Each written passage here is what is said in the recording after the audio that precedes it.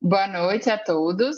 Dando continuidade às nossas aulas da preceptoria da nefrologia da escola, né? A gente tem a honra de receber o Dr. Guilherme, ele que foi preceptor da nefrologia no ano passado, abrilhantou muito o nosso ano, quando eu fui R4 dele também, né?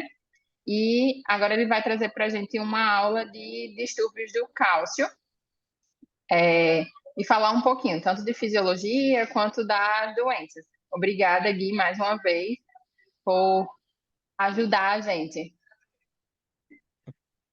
Boa noite a todos. Eu acho que não tá gravando. Vou gravar, viu? Acho que não tá gravando. Tá gravando, sim. Tá. Boa noite a todos. Eu acho que a maioria já me conhece, né? Eu fui preceptor do ano passado e a Luísa e a Estela me chamaram para falar um pouco sobre o cálcio e o fósforo. Então é uma missão aí que falar sobre esses dois íons que geralmente não é tão comum, né, na nossa prática. A gente fala muito mais do sódio, o pessoal gosta muito mais do sódio, do potássio e acaba esquecendo do cálcio e do fósforo. Deixa eu só então compartilhar aqui.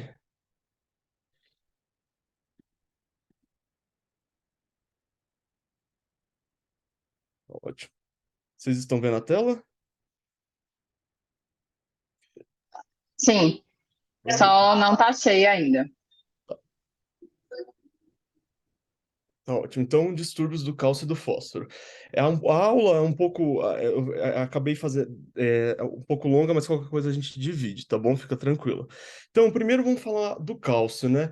Primeiro, quando a gente fala do cálcio, o cálcio é um íon divalente. Então, aqui, pegando aqui do Nephro Papers, tem uma excelente explicação. Então, eu acho que não deveria colocar essa imagem aqui que eu acho que dá para entender muito bem.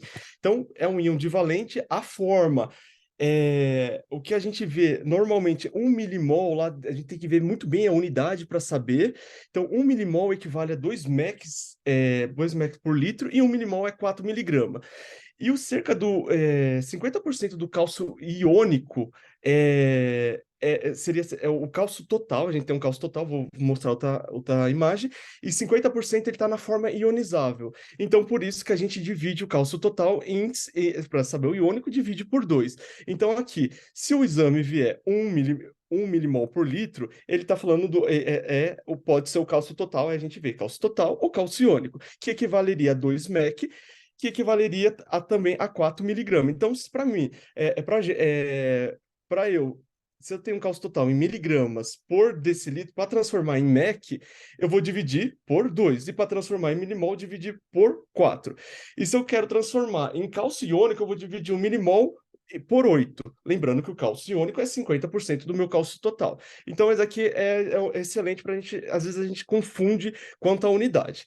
Falando Falando agora sobre a fisiologia do cálcio. Quando a gente vê a fisiologia do cálcio, o estoque do cálcio é praticamente na onde? É no nosso esqueleto. Então tá no osso e no dente. E quando a gente vê o cálcio no líquido extracelular, a gente tem apenas 1% desse cálcio. Então, no líquido extracelular, então seria 5 mEq por litro. E no líquido e dentro da célula é menos que 0,1%. Se a gente for comparar todo o estoque do cálcio dentro do corpo, é cerca de 1.000 gramas a 1.200 gramas, isso considerando o estoque corporal total, sendo a maioria, 99%, dentro do osso. Então, o que a gente vê ali no exame é apenas 1%. Isso lembra muito o quê? O potássio. O potássio, quando a gente olha o potássio também no líquido extracelular, a gente está vendo o quê? 2%. Mas um pouco diferente do potássio é que o potássio ele fica basicamente no seu intracelular. E o osso ele fica na matriz óssea. O cálcio fica na matriz óssea, né? Então, 99% do cálcio é dentro do. O estoque é osso inclusive nos dentes, né? E por que isso aqui é importante, né? Porque da onde que vem esse cálcio extracelular? Então, o shift vem do intracelular. Então, quando precisa, num ambiente, por exemplo, de hipocalcemia, o tampão seria o quê? O intracelular, as células. E o osso também, o osso é um grande tampão, né? Então, o cálcio também o cálcio acaba saindo do intracelular para fazer essa homeostase. Falando um pouco da correção. Então, aqui, o que eu tinha dito primeiro. A gente tem o cálcio total, então depende, a gente tem que olhar sempre muito bem pela unidade.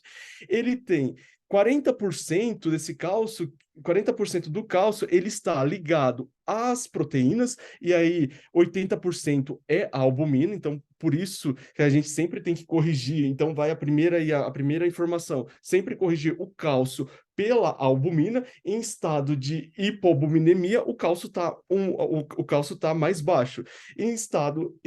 Por isso que a gente sempre tem que ver o valor da albumina do paciente. O normal aqui a gente considera, segundo essa fórmula, que é a fórmula de Pine, de 73, a gente considera que a albumina em torno de 4. Então, aquele paciente que tem uma hipoalbuminemia de 3, a gente só acrescenta 0,8. Se ele tiver uma hipoalbuminemia de 2, então 2 vezes 0,8, então 1,6. Não precisa decorar, só a gente raciocinar. Então, cerca de 40% do cálcio está ligado à proteína, principalmente a albumina. E também pode estar ligado às outras globulina.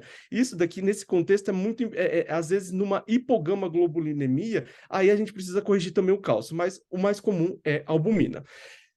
Então, 40% ligado à proteína, os outros 60% é o que é dito ultrafiltrável, que ele pode estar complexado com os anos, e aí a gente vê complexado, cerca de 10% pode estar ligado a bicarbonato, a citrato, a fosfato, ao fosfato, a lactato e ao sulfato, e 50% é o cálcio ionizável. Então, aquilo que a gente vê de cálcio, quando a gente pega um exame de cálcio ionizável, é só, se eu multiplicar por 2, eu não vejo o cálcio total.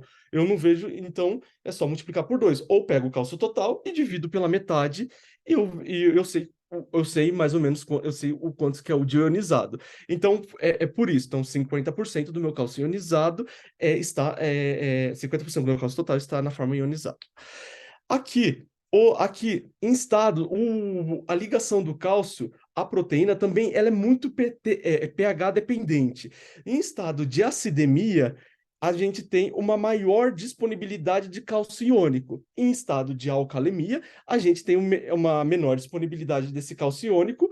Isso lembra muito aqueles pacientes que chegam no pronto-socorro com uma alcalose respiratória, que hiperventila, às vezes, por exemplo, num estado de ansiedade, num transtorno de ansiedade generalizado, o paciente está hiperventilando, a gente tem uma hipocalemia ali transitória, porque o cálcio você tem uma maior ligação do cálcio à proteína da albumina, e você tem um estado de hipocalemia transitória. Então, você tem alteração da calcemia. Então, até agora, o cálcio, ele pode ser, então, ele é pH dependente e depende também da correção da albumina.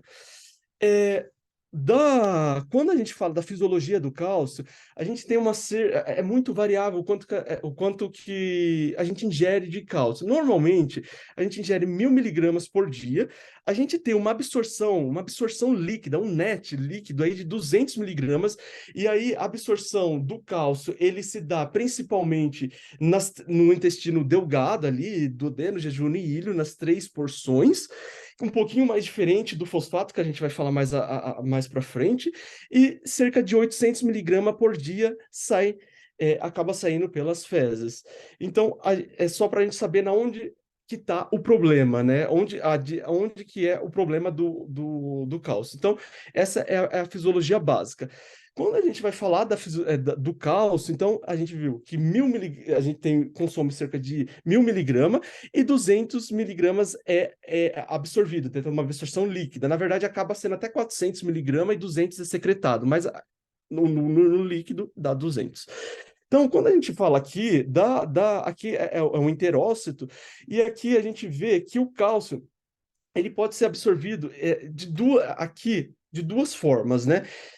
Primeiro, a gente tem aqui pelas microvilosidades, aqui a gente tem as microvilosidades, então o cálcio, ele acaba tendo ele acaba sendo difundido por um processo de fusão, e ele liga aqui a essa proteína que é actina, miosina, calmodulina, e ele acaba saturando essas proteínas da microvilosidade. Quando ele satura essas proteínas, e aqui entra o principal hormônio responsável, que é o calcitriol. Então, o calcitriol age lá no enterócito, no núcleo, acaba acaba produzindo a calbendina, que é essa proteína aqui, um pouco mais roxa. Essa proteína que está representada como roxa, quando ela é produzida, ela se liga no cálcio, e aí sim ela é complexada, faz uma exocitose. Então todo esse processo é dependente do quê? Do calcitriol. É aí que acaba sendo dependente do calcitriol. Também tem a absorção do cálcio via paracelular aqui também. Então seria mais ou menos aqui, né? E aí, lembrar das Tight Junctions, que aí entra as claudinas, né? Então também tem absorção paracelular.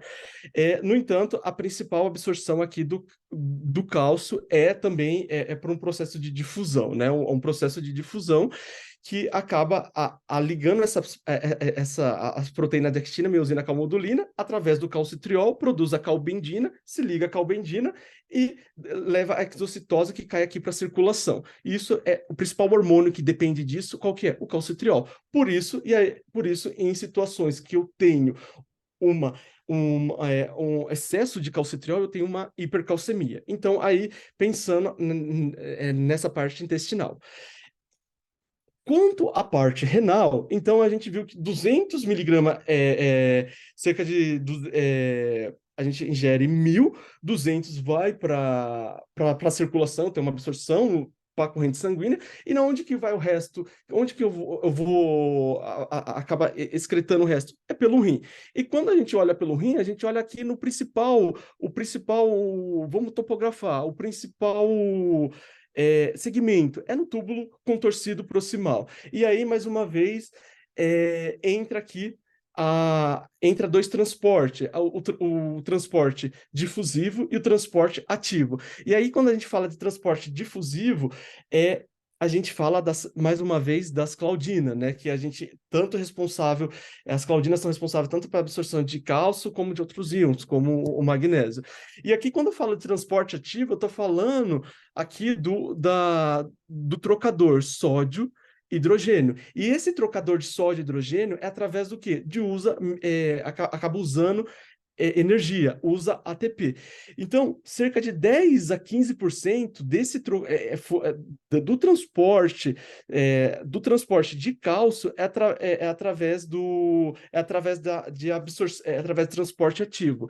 E o restante aí de 85 a 90% é um transporte difusivo que não requer, na verdade, energia. Ele requer o quê? Absorção de água e sal. Aqui, então, quando eu tenho reabsorção, tanto quando eu tenho reabsorção de água e sal, eu tenho também reabsorção de cálcio por uma via paracelular. Isso é cerca de 60 a 70% lá no túbulo contorcido proximal.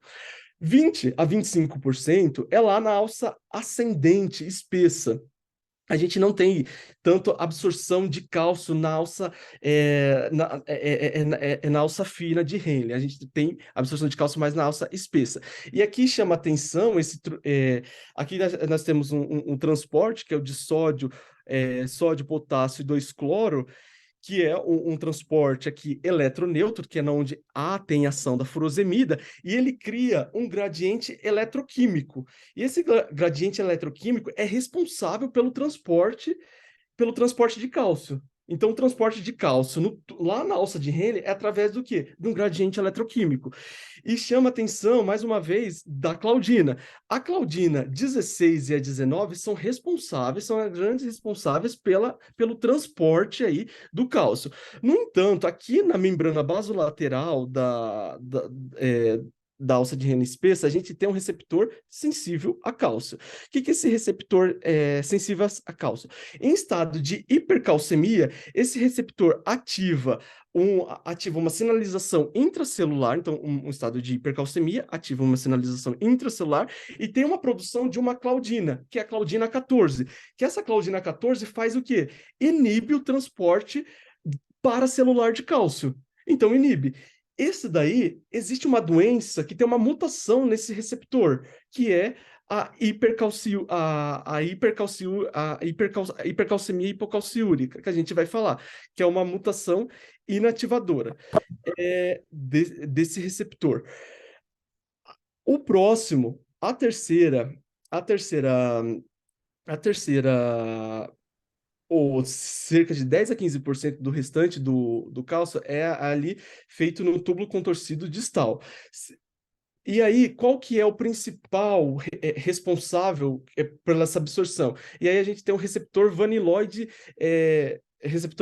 5, que acaba absorvendo, reabsorvendo o cálcio. E aí, novamente, aqui a gente tem uma proteína chamada calbendina, que se liga a esse cálcio, muito parecido lá com o nosso enterócito, que eu acabei de falando, e através de um trocador aí, cálcio-sódio, acaba reabsorvendo também o cálcio. E aqui temos aqui o sódio-cloro, onde age os tiazídicos, certo? E aí, aqui, falando assim, como que é o controle hormonal como que é o controle hormonal do cálcio, né? Então, num estado, por exemplo, de hipocalcemia, a gente tem lá a principal glândula é o PTH, né? É da paratireoide. Então, no estado de hipocalcemia, a gente tem o receptor sensível a cálcio. Esse receptor sensível a cálcio, ele enxerga que tem um estado de hipocalcemia, produz PTH. O PTH vai lá no osso, ele tem o receptor 1 de PTH, na qual tem uma mudança do fenótipo, né, na qual o osteoblasto adquire um fenótipo muito mais osteoclástico, então a gente tem uma reabsorção óssea com maior oferta de cálcio para o osso.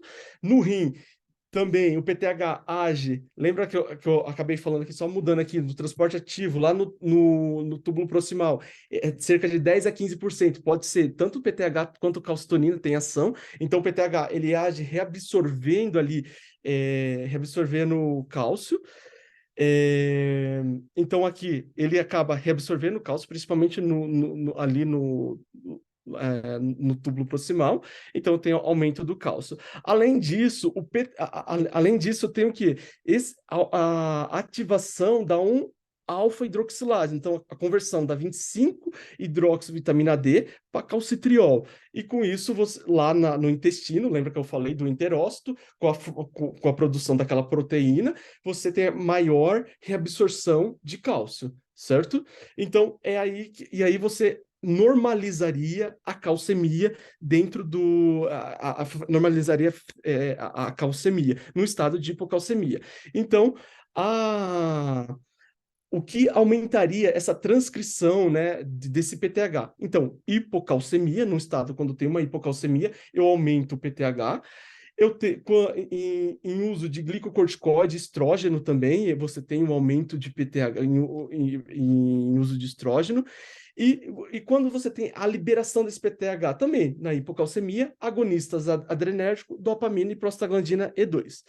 E aqui, vamos reforçando mais uma vez. Então, numa hipocalcemia, quando a glândula enxerga um limiar menor de cálcio, você tem produção de PTH. Esse PTH no rim, que ele nas células tubulares, né? Que ele faz nas células tubulares? Ele ativa acaba ativando essa 1-alfa-hidroxilase, então tem maior produção de calcitriol da forma ativa, e na forma ativa do calcitriol eu tenho maior reabsorção de cálcio e fósforo intestinal. E no osso, o PTH leva à reabsorção óssea, que ele produz mais cálcio e fósforo para a circulação sanguínea. Com isso, tende a normalizar os estoques de cálcio no sangue, tornar mais uma normocalcemia. E o PTH no rim, o que ele faz? O PTH aqui, ó, pensando agora no rim, ele aumenta, ele é um hormônio, ele é considerado um hormônio fosfatúrico, na verdade, porque ele aumenta a reabsorção do cálcio e, na verdade, a excreção de fósforo, que a gente vai ver mais a seguinte, né? Que foi aqui que a gente conversou lá no túbulo contorcido proximal. A principal mecanismo é uma difusão passiva, né? 90%, na qual ocorre a reabsorção de água e sal. Junto, eu tenho reabsorção de cálcio. Mas eu também tenho aqui uma ação do PTH lá no túbulo proximal, certo? Agora falando um pouco mais do calcitriol. O calcitriol, a gente conversou lá na célula do enterócito, aumenta a absorção de cálcio e também de fósforo. É, em estado, em estado, por exemplo, da DRC, um dos principais marcadores, quando a gente, eu acho que vocês tiveram aula de hiperpara secundário, muito mais precoce do que o PTH é o FGF23, né? Que é uma é um hormônio também que leva à fosfatúria. E o que o FGF23 leva no. Qual que é a ação da FGF23? Primeira coisa, a FGF23 ele age diminuindo a produção do PTH, certo? Ele age bloqueando a 1-alfa-hidroxilase, então você tem menor oferta da vitamina D ativa, e além disso, ele ativa a 24 hidroxi a 24 hidroxilase, que na verdade é uma forma de conversão de inativar a vitamina D. Então, ele leva a tudo isso, né? E além disso, ele leva o FGF23 leva a maior excreção de cálcio e fósforo pelo túbulo. E aí, tem duas questões, né? Assim, passei bem rapidamente a fisiologia.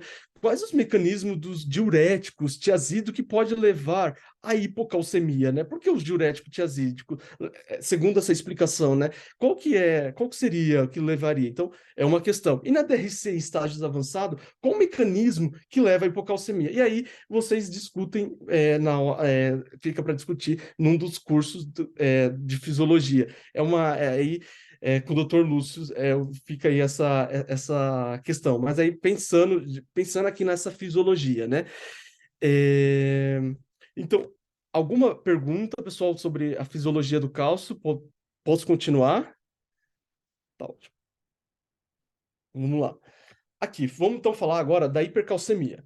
Quando falamos de hipercalcemia, o que é considerado como hipercalcemia na verdade, a gente precisa de duas medidas, pelo menos, acima do valor de referência. E o que é considerado de hipercalcemia é acima de 10,5 miligrama por decilitro. Então, eu preciso de duas medidas acima de 10,5 miligrama por decilitro.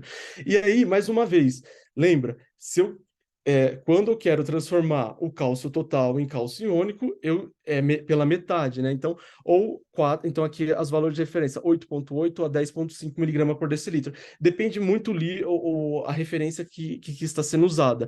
Normalmente, coloca 8,8 a 10,5 ou 8,5 a 10,5 miligrama por decilitro, tá bom? Mas, no geral, a hipercalcemia é definida como acima de um cálcio total, acima de 10,5, com duas medidas, e também tem outra definição que fala acima de 2 desvios padrões, acima dos valores médios do cálcio. E aqui, a gente sempre, quando está diante de uma hipercalcemia, então a gente vai confirmar. Idealmente, a gente pode pedir um cálcio iônico para a gente afastar as causas de pseudo-hipercalcemia. Lembrando que o cálcio ele sempre tem que ser corrigido tanto pela albumina, então em estado de hipoalbuminemia, eu aumento 0,8 mais uma vez, e também no pH também eu preciso corrigir pelo pH. Eu acho que eu acabei não falando, a cada mudança no pH, considerando o pH fisiológico de 0,4, a cada mudança de 0,1, eu aumento também o fósforo em 0,12, tá bom? E aqui tem a classificação de hipercalcemia. Aqui, a hipercalcemia leve, a gente considera até 12. Vamos pensar no cálcio total. Pensando no cálcio total, depois a gente consegue converter no cálcio iônico. Então, de 10 a 12 é uma hipercalcemia leve. De 12 a 14 é uma hipercalcemia moderada. E de 14 a 16 seria uma hipercalcemia grave. E por que é importante a gente classificar a hipercalcemia? Então, estou diante de uma hipercalcemia, confirmei acima de 10,5, com duas medidas, vou classificar. É uma hipercalcemia leve, moderada, grave. Por quê? É importante para tratar, para a gente saber o tratamento. Porque numa hipercalcemia leve, normalmente o paciente é assintomático ou oligossintomático. Numa moderada, depende muito do quê? Da gravidade. E a gravidade a gente consegue ver o quê? Pela velocidade de instalação do distúrbio. E numa hipercalcemia grave, normalmente o paciente tem sintomas. E aqui, então, os sintomas ele vai depender da etiologia, da velocidade de instalação, da comorbidades e do comprometimento ósseo. Então, aqui eu coloquei alguns sintomas que pode dar uma hipercalcemia, né? Então, ele acaba atingindo basicamente 5 sistemas: o osteomuscular, então leva a osteoporose, fratura, prurido, também é uma causa de hipercalcemia. Do cardiovascular, tem taquicardia sinusal, arritmia, hipertensão, a presença do QT curto, né? Então, a hipercalcemia leva a QT curto. Neurológico, fraqueza muscular, fadiga, hiporreflexia, distúrbios comportamentais e até sintomas mais graves de letargia, convulsões, delírio e coma. Renal, lembra que os pacientes que têm muita hipercalcemia é aquele paciente que está num estado de desidratação, um paciente que está no estado, o volume total dele ele tá no estado de hipovolemia, ele é um paciente que sente sede, tem uma polidipsia importante, então ele pode ter uma injúria renal aguda, até mesmo por multifatorial, né? Tanto pela vasoconstricção da arteríola aferente, quanto também pela hipovolemia, né? E lembrar também que essa hipercalcemia pode levar a uma nefropatia por cristais também, né? Nefropatia por cristais, uma nefrocalcinose, e é uma das causas de nefrite intersticial crônica, né? Na qual você tem dano tanto do meu túbulo quanto dano do interstício. E leva também ao diabetes insípidos nefrogênico. Por que um diabetes insípidos nefrogênico? Temos algumas teorias, né? Na qual você diminui a sensibilidade das aquaporina 2, então você tem uma diminuição dessa sensibilidade, você tem levando também essa nefrite intersticial, né? Você tem alteração da tonicidade da medula, né? Da parte medular, então você perde um pouco daquele mecanismo de contracorrente, também seria outro fator. Do trato gastrointestinal, tem náuseas, anorexia, vômito, constipação, um ilho paralítico, uma pancreatite aguda e até mesmo doença ulcerosa péptica. Então, quando a gente fala de hipercalcemia, a gente tem que pensar em 3 coisas, né? A gente tem que pensar que pode ser um hiperpara primário, pode ser uma hipercalcemia da malignidade e outras que a gente vai falar. E aí chama atenção que 90% da hipercalcemia, dessas hipercalcemias, são por hiperpara primário e hipercalcemia da malignidade. E a prevalência na população é de 1 a 2%, então é uma prevalência considerável.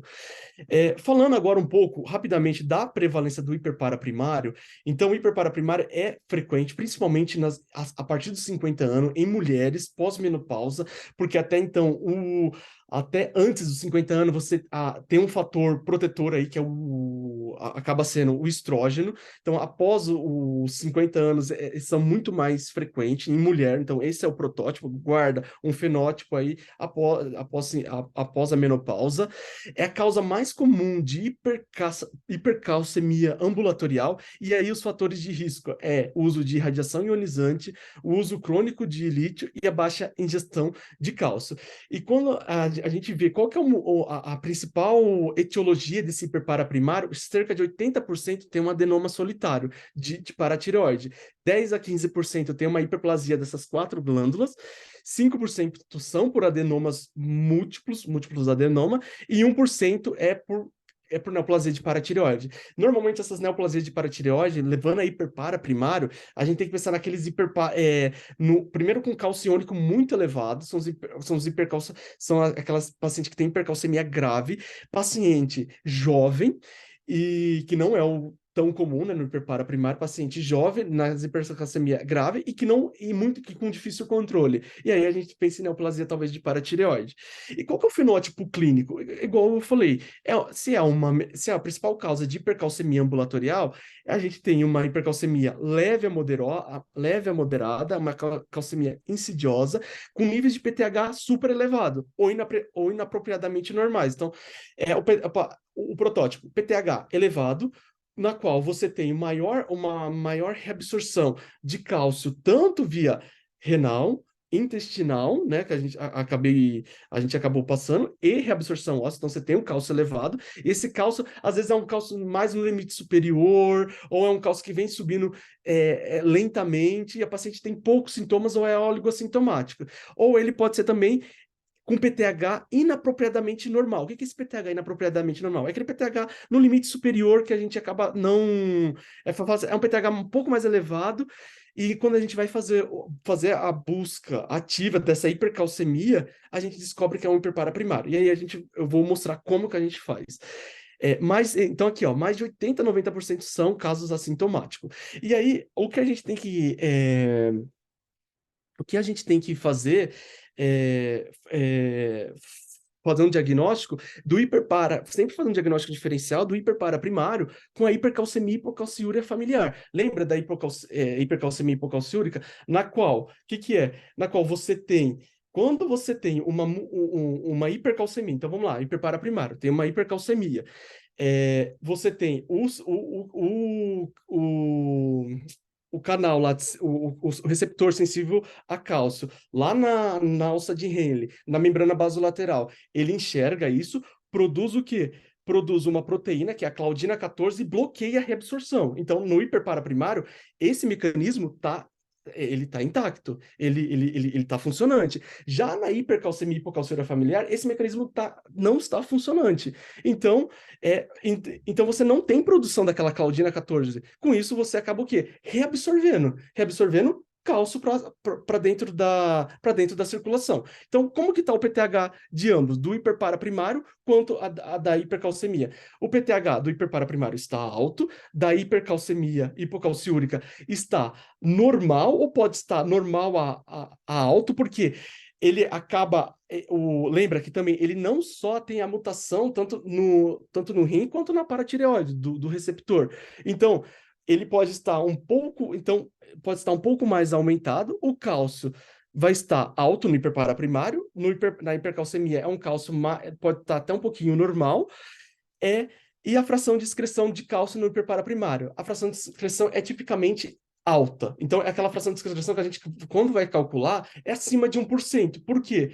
Porque o paciente tem uma hipercalcemia e ele lembra, ele vai excretar muito mais ele acaba excretando via renal. Então, ele não tem, o que tem problema, o que acaba reabsorvendo o cálcio lá na alça de Henle é a hipercalcemia hipocalciúrica, porque ele não vai produzir a claudina 14. A claudina 14 que no hiperparaprimário ele consegue bloquear aquela reabsorção paracelular. Ele acaba produzindo porque o receptor sensível a cálcio está funcionante. Mas às vezes o que acontece? A gente suspeita, é um PTH lá de 150 num paciente jovem com hipercalcemia, a gente acabou fazendo a fração de excreção de meio, já paciente, lógico, não pode estar em uso de diurético, o paciente não está em uso de diurético, dosei, e aí veio baixo.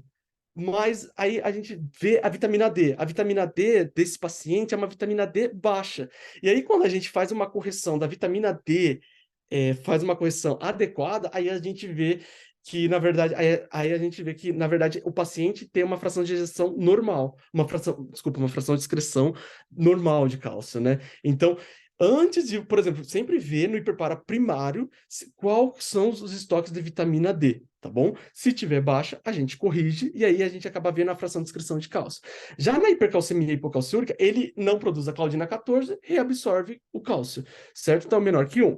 Calciúria, normalmente desses pacientes acima de 300 miligramas, se a gente for fazer uma calciúria em 24 horas, na hipercalcemia familiar, abaixo de 100 miligramas, né? Até normalmente abaixo de 100 miligramas, né? Normal, até abaixo de 300. Chegou para paciente no pronto-socorro. Nossa, às vezes no Hospital São Paulo é difícil, né? A gente fazer um pronto-socorro, faz uma relação. Cálcio, creatinina. abaixo de 0,02 sugeriria muito uma hipercalcemia e hipocalciúria familiar, certo? Os níveis séricos de fósforo no hiperpara primário, ele pode estar normal, anormal até mais baixo. Lembra que o PTH é um dos hormônios que leva a fosfatúria, a gente vai falar na hora que eu falar do fósforo. E a vitamina D, ela pode ser normal, dependendo, né? Mas se tiver baixa, a gente repõe e aí aparece a hipercalciúria que não tinha anteriormente, certo?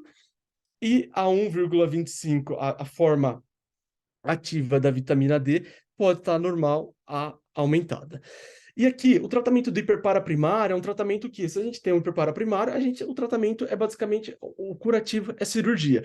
Mas normalmente a gente não vai fazer cirurgia para todos os pacientes. A gente vai individualizar e estratificar o risco desses pacientes. Então, quando que eu vou fazer a cirurgia, né? Fazer a paratiroidectomia no paciente com hiperpara primário? E aqui tem alguns critérios, né? Então, a paciente abaixo de 50 anos, o nível de cálcio sérico acima de 1 miligrama por decilitro do limite superior do laboratório, ou aquele paciente que já tem uma taxa de filtração menor que 60, ou um cálcio urinário acima de 400 com 400 miligramas em 24 horas, ou ele tem um perfil, um estudo metabólico dessa urina, por exemplo, o paciente que não, ele tem um hiperpara, mas ele já tem uma hipocitratura, uma hiperoxalúria, então é um paciente que tem um risco aumentado, ou ele já tem nefrocalcinose, nefrolitíase também, né? Ou tem uma osteoporose, já tem dano ali ósseo, né? Então já tem uma reabsorção muito intensa, e ou presença de fratura. Caso ao contrário, a gente pode fazer um tratamento clínico. E aí um dos principais é o quê? É o Sinacal 7, que controla até cerca de 70% do controla da doença, né? Mas o tratamento curativo é o tratamento cirúrgico. Bifosfonato, dependendo, a gente faz mais. Dependendo, se já tem lesão de. Se já tem uma osteoporose, uma osteopenia, dependendo do paciente, se ele for de alto risco. E aqui, se a gente for fazer o tratamento clínico, a gente vai ter que ver aqui, por exemplo, acompanhar o nível cálcio anualmente, taxa de filtração, fazer também anualmente, daqui é o follow-up do paciente, né? Uma densitometria a cada 1 a 2 anos desse paciente, e dependendo, se ele encaixar em algum desses critérios, a gente vai fazer a paratiroidectomia desse paciente, né? Então, na verdade, primeiro, o diagnóstico de hiperpara primário é um diagnóstico clínico, né?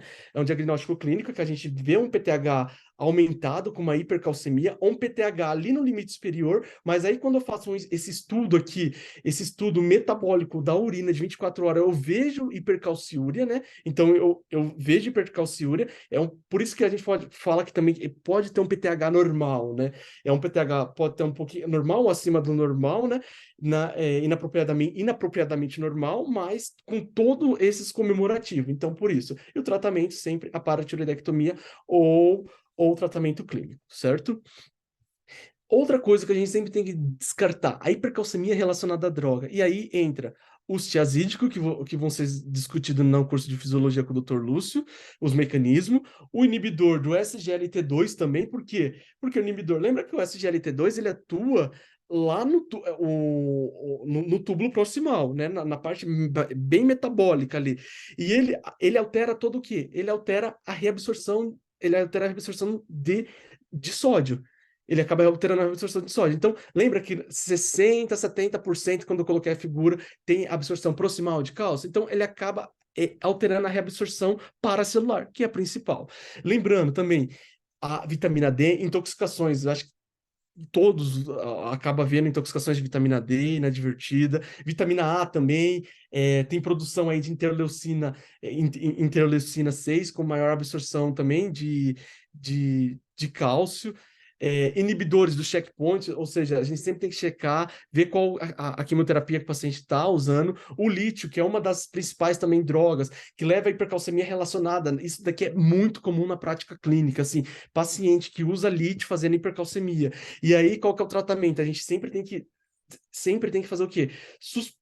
Conversar, lógico, né? Conversar com o psiquiatra se dá para suspender a medicação, né? Por um tempo, se dá para suspender. Normalmente, suspendendo a medicação, diminuindo, tende a controlar a hipercalcemia. Senão, a gente pode entrar, não dá para suspender, e aí a gente pode entrar com cálcio mimético, sinacalcete, antiestrógeno, né? Teofilina também é outra medicação que leva a hipercalcemia, intoxicação por alumínio, o teliparatide, que é também um PTH recombinante, o foscarnet, dieta cetogênica e a síndrome do leite álcali, né? Acho que vocês já ouviram falar dessa síndrome do leite álcali. O denosumab, a gente só tem que ficar atento, na verdade, denosumab leva a hipocalcemia, né? Ele não leva a hipercalcemia. Aqui o denosumab é só atento às medicações que o paciente está tomando, porque às vezes o paciente começa com carbonato de cálcio, junto com o denosumab leva a hipercalcemia, só na verdade que é o cálcio que está levando, né? E vamos falar agora só rapidamente da hipercalcemia da malignidade, que lembra que eu falei que 90% das hipercalcemia é ou por hiperpara primário, que a gente passou bem rapidamente, que normalmente são os adenomas, único, solitário, ou a hipercalcemia da malignidade. E sempre, lógico, descartando, a gente sempre tem que descartar as hipercalcemia por droga. Então, é mais comum nas neoplasias de pulmão, não pequenas células, neoplasias de mama, mieloma múltiplo, o SEC de cabeça e pescoço, os carcinomas uroteliais e carcinoma também de ovário. A prevalência foi de 2 a 3% em pacientes com neoplasia nos Estados Unidos. E é uma complicação de cânceres avançado e já é um prenúncio de um prognóstico muito ruim. A sobrevida depois de um episódio de hipercalcemia, sobrevida aí média, né, uma mediana aí da sobrevida é 30 dias após o início. E aqui é um estudo que fez, na verdade, no Reino Unido por 10 anos e viu qual eram os principais neoplasias relacionadas à hipercalcemia. E aí aqui a gente vê exatamente a neoplasia de pulmão, a neoplasia aqui, o mieloma múltiplo, e até mesmo as neoplasias renais e também de mama, né? Também acaba tendo. E aí, como que a gente vê diante de uma hipercalcemia da malignidade? Como que a gente faz a investigação? Então, a gente divide em 4 grupos. As hipercalcemia relacionada a uma etiologia humoral, e aí é o que eu falo do PTHRP, que é o protótipo, mas não só o PTHRP. A gente vê a lesão osteolítica, mediada também pela produção de 1,25 hidroxivitamina D, que é menos de 1%, e o hiperparatiroidismo ectópico, que é menos que 1%, na qual você tem uma produção de PTH mesmo. Então, o humoral, você tem o PTHRP. O que é esse PTHRP? Vamos ver aqui. Então, aqui, ó, humoral. Uma hipercalcemia humoral, principalmente de pulmão, cabeça e pescoço, SEC de cabeça e pescoço, o urotelial, né? As neoplasias de mama, paratireoide e alguns linfoma. Então, você tem uma produção desse PTHRP. Esse PTHRP é uma proteína relacionada ao PTH. Ela é muito semelhante ao PTH. E o que ela faz? Ela faz reabsorção. Ela faz reabsorção de cálcio tanto pelo osso, pela via óssea, quanto tanto pela via renal. Então, ela funciona muito parecida, ela existe, tem receptores. A única coisa que ela não faz que ela acaba não tendo ação via intestinal, né? Então, aqui, ela tem ação tanto óssea quanto ação renal. E aqui, quando eu falo do PTHRP, existe aqui os receptores no osteócito, na qual você tem mudança do fenótipo você tem mudança desse fenótipo, o osteócito se liga aos osteoclastos precursores através desse rank ligante. Então, o PTHRP vai lá no osteócito, muda o perfil dele, ele ativa o receptor ali, o ligante do rank, na qual você tem o rank no osteoclasto precursor, e ativa esse osteoclasto, ativando, tornando ele mais maduro, levando maior reabsorção óssea. Mesma coisa também no rim, esse PTHRP tem receptor, reabsorve mais cálcio via renal. E temos alguns cânceres que têm a produção daquela 1-alfa, da 1-alfa hidroxilase, que o protótipo é o linfoma. Já dando um parêntese de hipercalcemia, existem outras doenças que são as doenças granulomatosas, e aí eu cito Aí vale citar a sarcoidose, né? Sarcoidose levando a hipercalcemia, que forma granulomas, a sarcoidose, a tuberculose, o paracoco, que leva a granulomas que tem produção dessa 1-alfa-hidroxilase por até mesmo a tuberculose, viu, pessoal? Que leva a produção dessa 1-alfa-hidroxilase, na qual aumenta o calcitriol, a forma ativa da vitamina D. Então você tem maior ativação. E qual que é o tratamento vou falar do tratamento. Qual que é o tratamento dessas formas de granuloma? A gente pode usar tanto corticoide, pode usar também, aí também tem a hidroxicloroquina também com efeito, e até citoconazol, né? Lembrando, então aqui leva a hipercalcemia. E tem também o tumor que leva a lesão osteolítica. E aí a gente que tem um protótipo de metástase, né? A metástase de pulmão, a metástase de mama e o mieloma múltiplo. No entanto, o mieloma múltiplo, vale só ressaltar que o mieloma múltiplo não leva só a lesão osteolítica, ele leva também para. Ele produz aqui, né, interleucina 6, interleucina 11, interleucina 8, que leva a que leva a reabsorção óssea. Então, e também produz PTHRP. É muito difícil por exemplo, mieloma múltiplo só fazer lesão osteolítica. Na verdade, ele também faz um componente muito. Eles se imbricam, né? Eles fazem um componente de uma hipercalcemia humoral também, tá bom? O tratamento, basicamente, esses pacientes com hipercalcemia, eles fazem uma diurese osmótica, lembra que eu conversei? Acaba fazendo uma diurese osmótica, leva a vasoconstricção da arteríola aferente, pode fazer um diabetes insípidos nefrogênico, e além do mais, então, é um paciente que chega normalmente, a gente sempre tem que ver a volemia. Chegou hipovolêmico, eu vou fazer a correção dessa volemia. Também fazer a correção da reabsorção óssea, né? Inibir aquela reabsorção óssea, porque a maioria, tanto o PTHRP, tantas lesões osteolíticas, leva ali a um estado, a uma reabsorção, e também tratar a neoplasia, né? O básico. Lembrar, sempre um tratamento imediato de um cálcio total corrigido acima de 13 níveis de cálcio, depende da velocidade de instalação.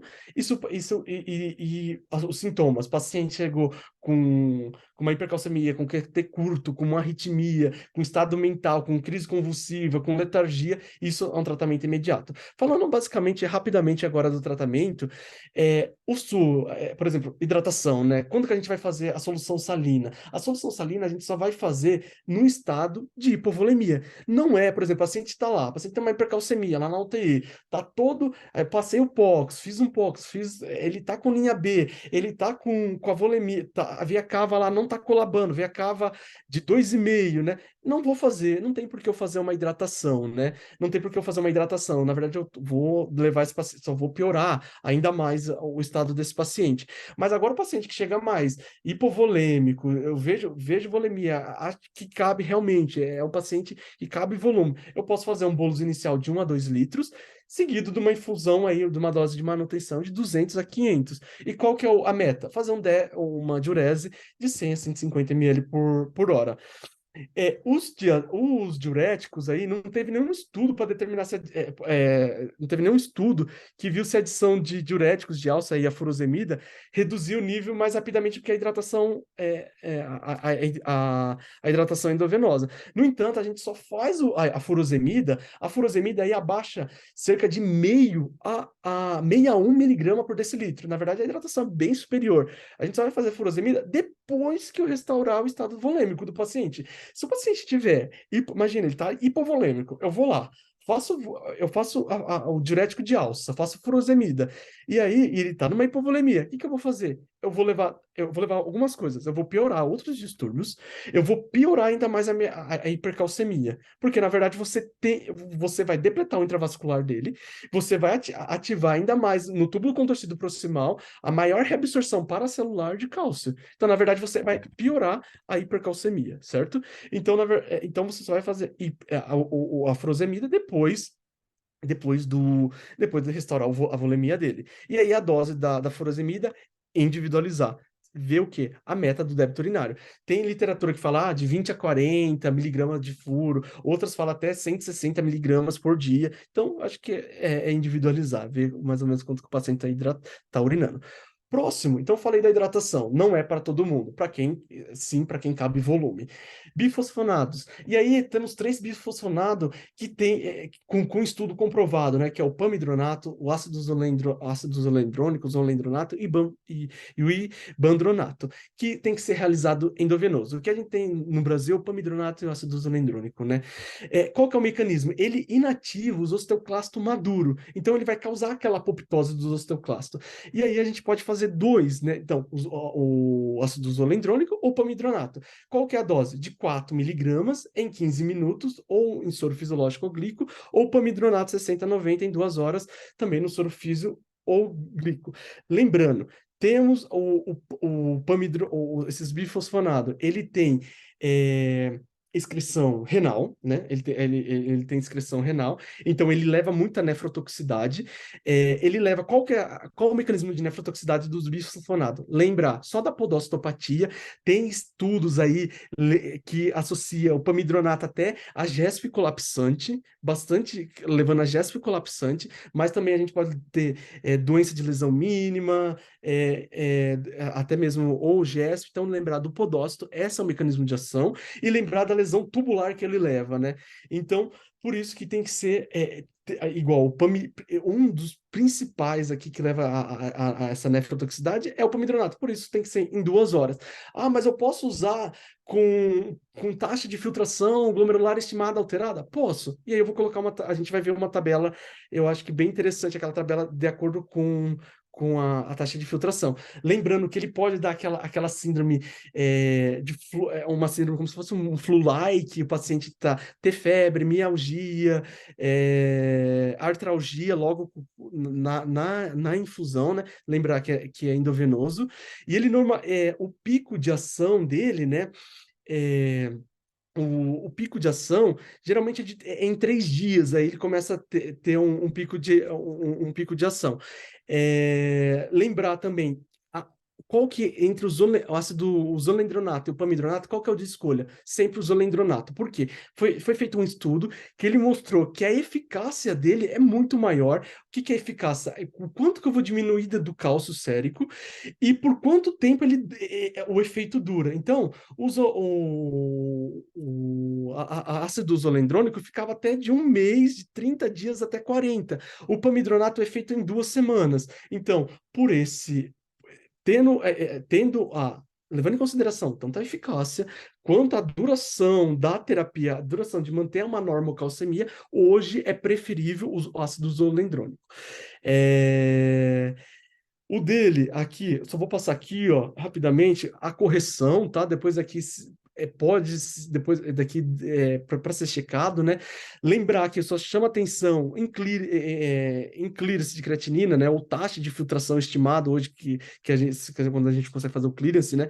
Não se usa o ácido zolendrônico, né? Usa sim o pamidronato e aí a gente vê que coloca aqui uma dose até menor.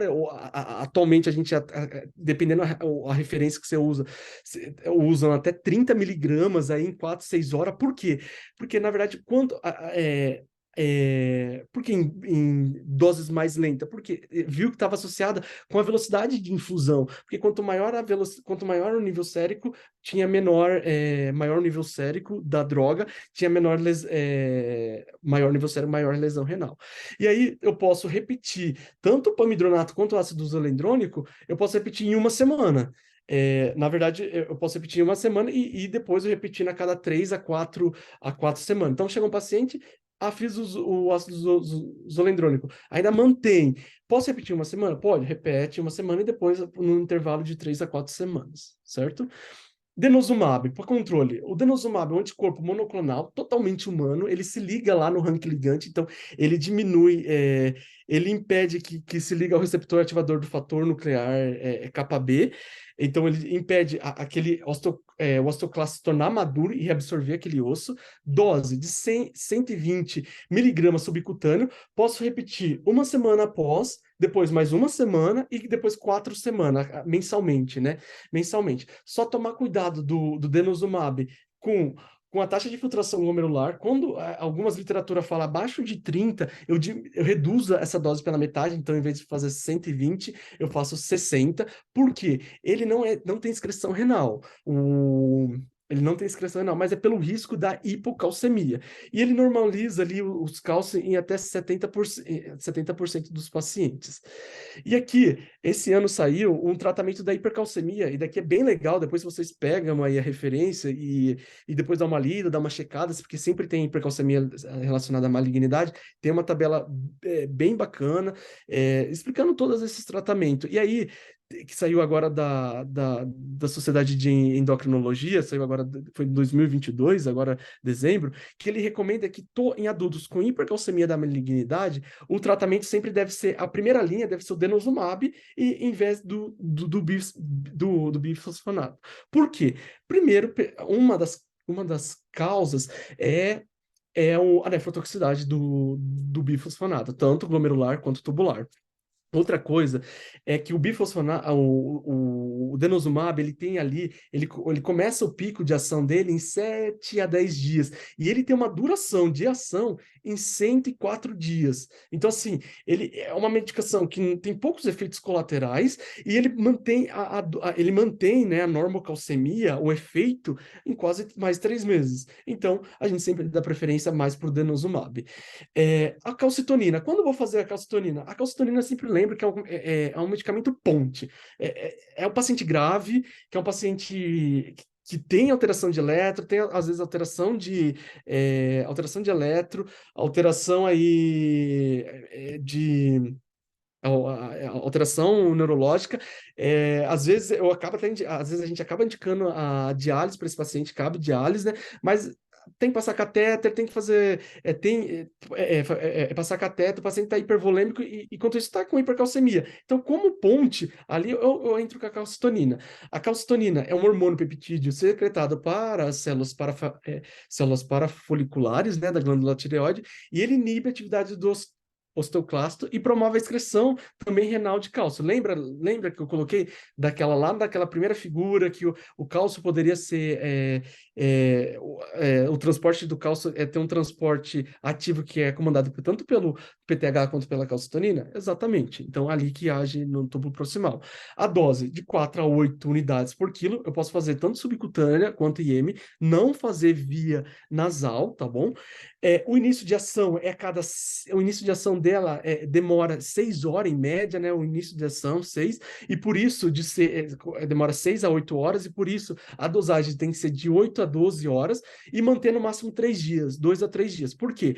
Por conta da taquifilaxia, tá bom? Por conta da taquifilaxia do down regulation dos receptores. E aí, ela reduz rapidamente, né? Então eu preciso controlar aquele cálcio, reduz rapidamente e tem uma redução pequena, de 1 miligrama, mas pelo menos ali é uma ponte até que um bifosfonado, até que um denosumab ou até mesmo a diálise possa entrar, tá certo? Então ali é uma medida ponte ali que não posso ser muito passar de 72 horas, certo? E aqui, o que esse guideline falou, o último guideline? Hipercalcemia grave da malignidade, e aí foi aquilo que a gente comentou acima, então até 12 leve, 12 a 14 moderada, 14 grave, né? Sugere a combinação de calcitonina com bifosfonado ou um denosumab, como tratamento inicial comparado apenas com bifosfonado, né? Então sempre associar, principalmente nessas hipercalcemia grave, foi que eu tinha dito, né? E sempre observar a questão de até 3 dias, por conta da taquifilaxia, certo? Outras terapias, e aí eu cito aqui a prednisona, corticoide, ela inibe um alfa-hidroxilase. E aí, em que contexto que cabe? Em contexto dos linfomas produtores, né? Os linfomas que produzem um alfa, intoxicação por vitamina D, e também nos granulomas, que a gente acabou falando. Qual dose? Eu posso usar prednisona, 60 mg por dia, por 10 dias, ou dependendo da situação, a gente faz uma hidrocortisona EV de 3 a 5 dias, de 200 a 400 miligramas. Sinacal 7, Pode ser feito? Pode. Geralmente, Nicole, no carcinoma de paratireoide, que é aquele carcinoma que produz o PTH, que é menos de 1% das hipercalcemia. E aí eu vou usar numa dose de 30 miligramas dia, ou até posso usar 90 miligramas em 4 vezes por dia, até numa dose maior do que a gente usa na DRC, né? E aí, e quando que eu vou indicar a diálise? A diálise, eu vou indicar, normalmente é aquele paciente que não urina, aquele paciente que tá hipervolêmico, com uma hipercalcemia grave, hipervolêmico, que eu não vou fazer volume, e que na verdade já tem sintomas graves. O que é sintomas graves? Já com alterações de eletro, alterações neurológicas, e aí sim eu vou indicar diálise, né? E aí com banho de 2,5, certo? E outra recomendação, que em pacientes com hipercalcemia decorrente de carcinoma da paratireoide, sim, eu não vou deixar de fazer o denosumab, né? Posso fazer o denosumab, mas também fazer um cálcio mimético, certo? E aí entra muito bem o uso do cálcio mimético, principalmente o cálcio mimético eu falo, né, que é o Senacal 7, principalmente em hipercalcemia refratárias. Às vezes o paciente tem uma neoplasia tão avançada, com uma hipercalcemia tão grave, que a gente acaba, às vezes, associando bifosfonato, denosumab não controla, e aí a gente acaba associando um Senacal 7. E aí, só um panorama geral, né? Então, estou diante de um paciente de hipercalcemia, lembrar sempre do que? Se eu ver o cálcio total, ver primeiro que unidade que está o cálcio total, corrigir. Paciente tem hipobuminemia, vou corrigir para hipobuminemia, se tem algum distúrbio ácido básico também. Idealmente, sempre ver o cálcio iônico, né? Checar o cálcio iônico, então vou ter que ter 2 medidas de cálcio, excluir drogas que levam à hipercalcemia, né? Dosar o PTH, então, primeiro passo, dosagem do PTH. E aí a gente vê PTH alto. O que seria PTH alto, né? PTH alto é quando tem acima de 65. No geral, a gente vê pelo valor de referência, mas acima de 65. E um PTH baixo, quando a gente fala PTH tá imunossuprimido, PTH abaixo de 20. Dosei, confirmei lá, o PTH de 100, um PTH alto. Vou fazer o quê? Dosagem de cálcio na urina. Se o cálcio na urina estiver alto, isso fala a favor do quê? Do hiperparatiroidismo. Ou seja, eu tenho lembra daquele receptor sensível a cálcio? Ele está produzindo a claudina 14 e está bloqueando a reabsorção. E além disso, eu tenho um estado de hipercalcemia, né? Tenho maior cálcio na urina. Então, eu fico entre o hiperpara primário. E aí, lembrar das principais causas de hiperpara primário. Sempre conferir se o paciente não está em uso de lítio. E até mesmo o paciente em uso de lítio, sempre ver se ele está tendo dosagem de PTH. Cálcio baixo. Lembrar da hipercalcemia, hipocalciúria familiar, que é uma doença autossômica dominante, na qual você precisa da análise genética, você tem um cálcio um cálcio na urina de 24 horas mais baixo, certo? Agora vamos lá para o polo do PTH diminuído, com hipopara, né? Então, aqui, com PTH mais diminuído. Então, PTH diminuído. Vou usar o PTH-RP, a proteína relacionada. Se o PTH-RP vier alto, eu pensar nas malignidades, né? Isso daí é frequente dosar em laboratório. Se o PTH-RP vier normal, e aí eu vou ter que dosar 1,25 a 1,25. Nossa, 1,25 alto. Lembrado que dos linfomas, né, produtores da 1-alfa-hidroxilase, das doenças granulomatosas, da hipercalcemia induzida por calcitriol e também da hipercalcemia idiopática infantil. Já se o 1,25 vier baixa, eu vou ter que dosar a 25. E aí, se eu vier com a 1,25 alta, algumas literaturas falam um valor até aumentado, acima de 100, acima de 150, dependendo da referência, né? Intoxicação de vitamina D. Lembrando que a vitamina, qual que é o valor de referência normal? Se o paciente não tem fator de risco normal, a gente de 20 a 60, né? Se o paciente tem fator de risco, o que é o fator de risco? Paciente gestante, paciente já tem DRC, né? Para o nosso paciente DRC de 30 a 60. E aí, então, dosagem 1,25. Alta intoxicação de vitamina D. E abaixo de vírgula, com a vitamina D baixa, lembrar também do mieloma múltiplo. Lembra que o mieloma múltiplo também pode produzir o PTHRP, mas não só, tem outras interleucinas, interleucina 6, interleucina 11, doenças metastáticas, a síndrome do leite álcali, né, paciente com muita ingestão de leite, a imobilização, né, então eu faço lembrar também da imobilização. A imobilização, a gente acaba vendo que parece ser um diagnóstico mais de exclusão. A gente tem que excluir várias coisas para falar assim, não, é uma hipercalcemia da imobilização, né? Drogas, lembrar da vitamina A. Hoje está tendo muita suplementação, né, de vitamina não supervisionada por médicos, né? Isso daí é ilegal, né? Desordens endocrinológicas, doença de Paget e síndromes virais também. Então, acho que a hipercalcemia foi. Vamos falar agora da hipocalcemia, é um pouco mais tranquilo. Então, a hipocalcemia, quando a gente fala de níveis séricos totais, né, abaixo de 8,5, né? Lembra que eu falei? 8,5 a 10,5, né? Algumas literaturas falam de 8,8, né? Mas lembrar de sempre ser duas medidas repetidas. Lembrar também que a medição do cálcio ionizado e iônico é o padrão ouro, né? Por conta de distúrbio ácido básico e por conta de níveis normais de proteína. Eu falei da albumina, mas às vezes também em situações, né, de gama-globulinas também altera também o nível sérico do cálcio. A hipocalcemia de início recente pode representar uma situação de risco à vida que requer o quê? Intervenção imediata. Enquanto a crônica, normalmente, são pacientes assintomáticos, tem um leve sintomas. Lembrar sempre da pseudo-hipocalcemia, né? Agora a gente vai começar a falar dos pseudos, né? Dos pseudo-hipofosfatemia, pseudo-hipocalcemia, na qual você tem são pacientes que fizeram um exame contrastado à base de gadolínio, e aí o reagente acaba tendo acaba falseando o reagente, porque tem um artefato técnico. Então, lembrar só desse porém.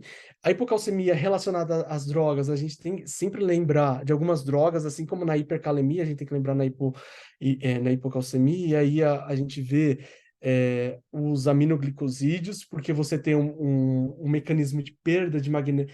Qual que é o mecanismo de perda de magnésio renal? E uns fatores de risco, quando usa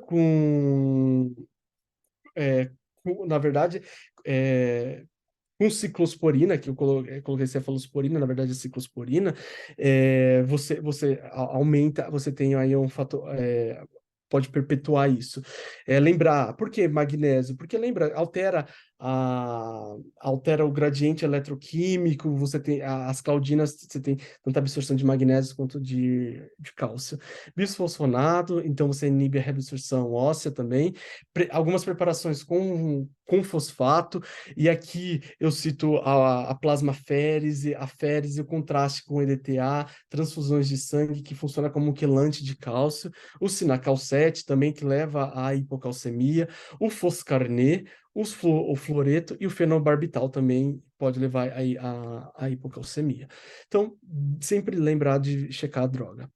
E aí, quando a gente vai classificar a hipocalcemia, a gente sempre pensa em PTH dependente ou PTH independente, né? Quando a gente fala PTH dependente, a gente tem que lembrar da síndrome genética. E aí, uma que eu coloquei algumas que eu coloquei uma lista aqui, né? Mas uma que chama atenção é a síndrome de deleção que é a síndrome de George, né, que causa com hipopara, com surdez neurosensorial e a síndrome de displasia renal. Outra doença também que leva a um PTH dependente é a doença de Wilson e hemocromatose. No entanto, as adquiridas são mais comuns, que a principal causa, qual que é? É o hipoparatiroidismo pós-cirúrgico, na qual você tira todas as glândulas e aí o paciente acaba desenvolvendo uma hipocalcemia. Mas sempre checar também, dentro de um estado de hipocalcemia, checar o magnésio, isso é mandatório. na hipomagnesemia, porque na hipomagnesemia você causa uma certa resistência ao PTH e até mesmo uma produção diminuída, por isso que é PTH dependente. Aqui a gente tem a síndrome de poliglandular autoimune tipo 1, transfusões de sangue, radioterapia e metástase esclerótica. PTH independente, aqui fica mais com a síndrome com os raquitismos, o hiperparatiroidismo materno, tá bom? E o PTH independente das adquiridas, né? Tem a principal também, né? Deficiência de vitamina D, então sempre checar também vitamina D, as síndromes de má absorção, a doença renal crônica, a síndrome do osso faminto, né? A fome óssea após a paratiroidectomia, a doença hepática terminal, doença celíaca, pancreatite aguda, né? A hipercalcemia leva a pancreatite, mas no seu decorrer pode levar a hipocalcemia, né? Com deposição local de cálcio. O citrato, que é um quelante também de cálcio. Lembrar da rabdomiólise. E as drogas aqui, eu coloquei mais uma vez as drogas, sempre descartar o uso dessas drogas.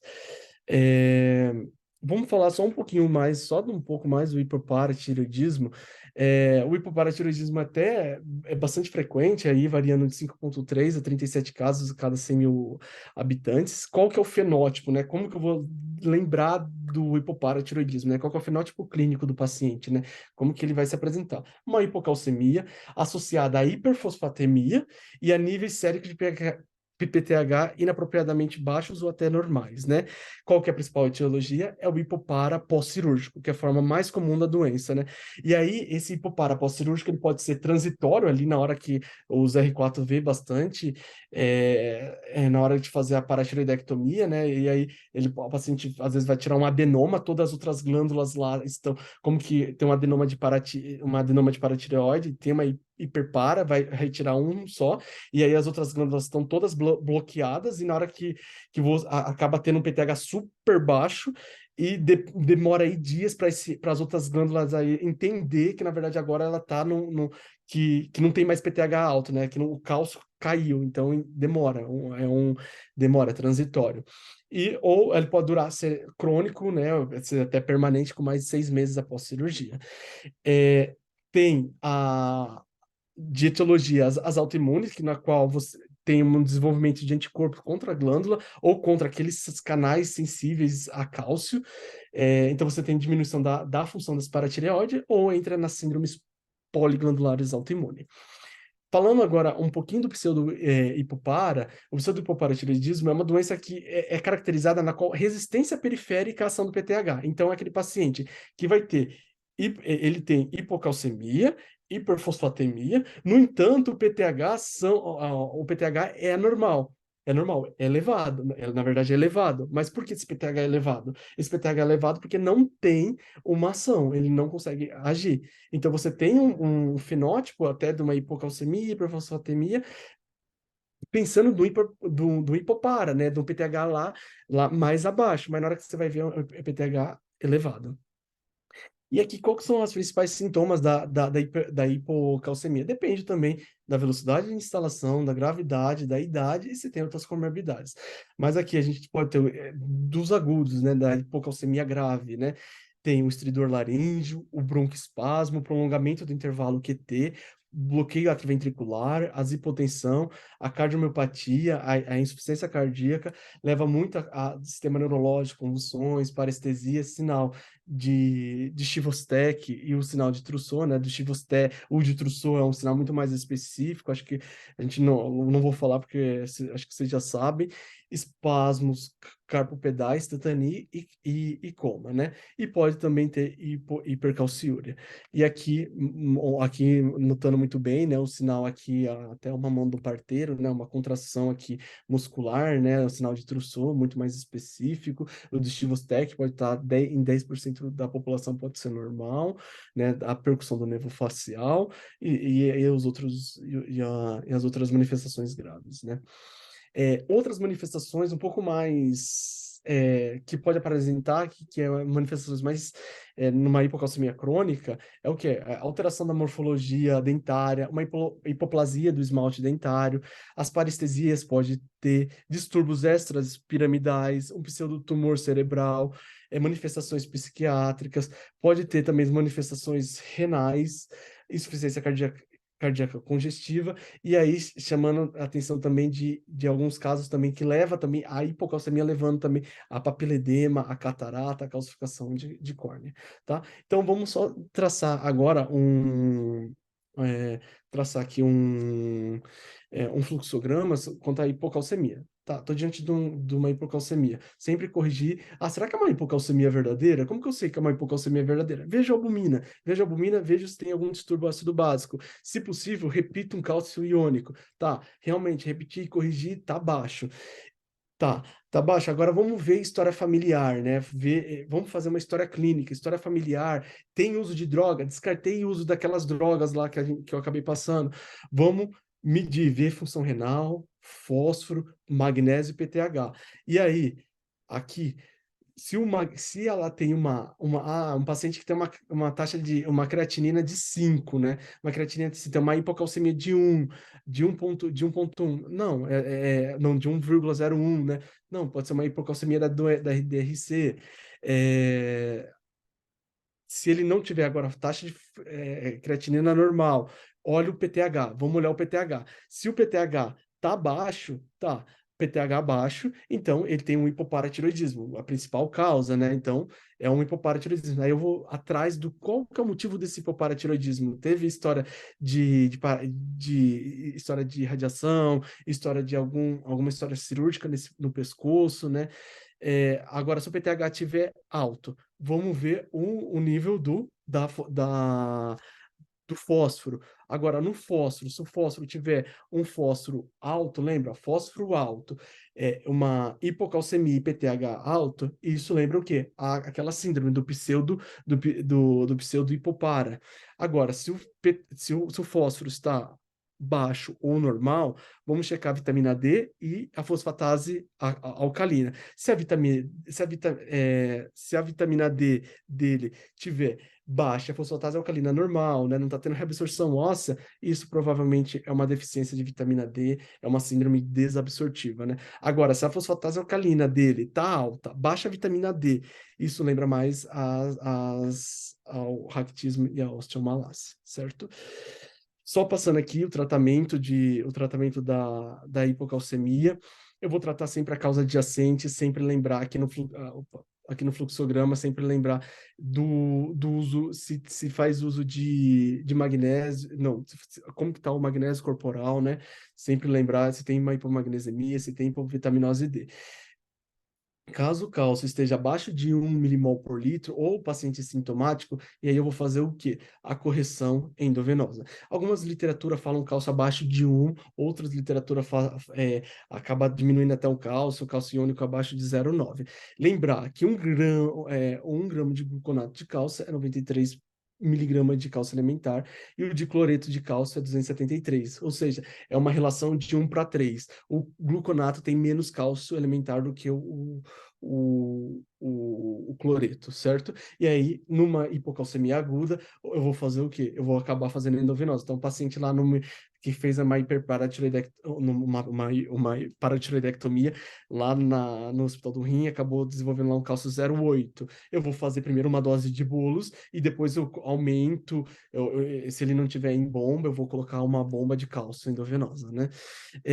E aí a infusão contínua de manutenção. E eu posso fazer numa bomba de cálcio, colocar 10 ampolas de gluconato, 10%, com soro fisiológico, com 400, e aí fazer uma dose de 0,5 a 1 miligrama por quilo-hora de cálcio elementar, tá? Isso daí, na hipocalcemia aguda, além de eu fazer a dose bolos, eu vou fazer a dose de manutenção.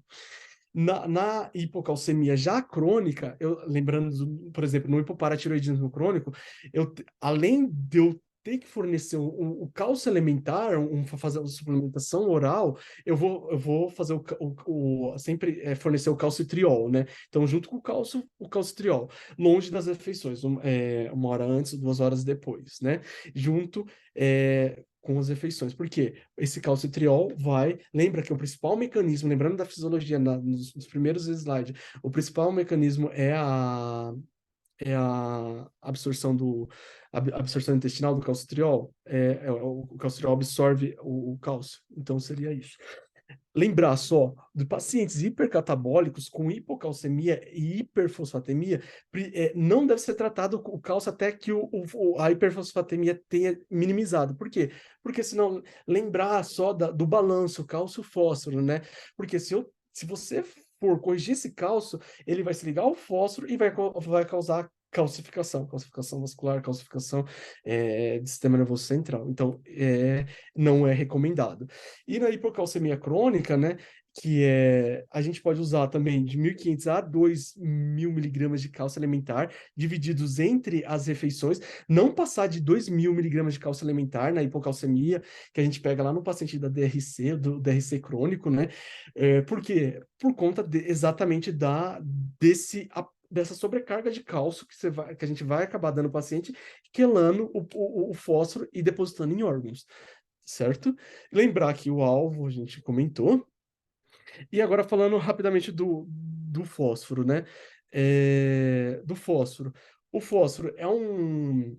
O fósforo, quando a gente fala do fósforo, lembrar que o fósforo ele é um íon que tem uma valência variável, diferente do cálcio, o cálcio ele é um íon bivalente.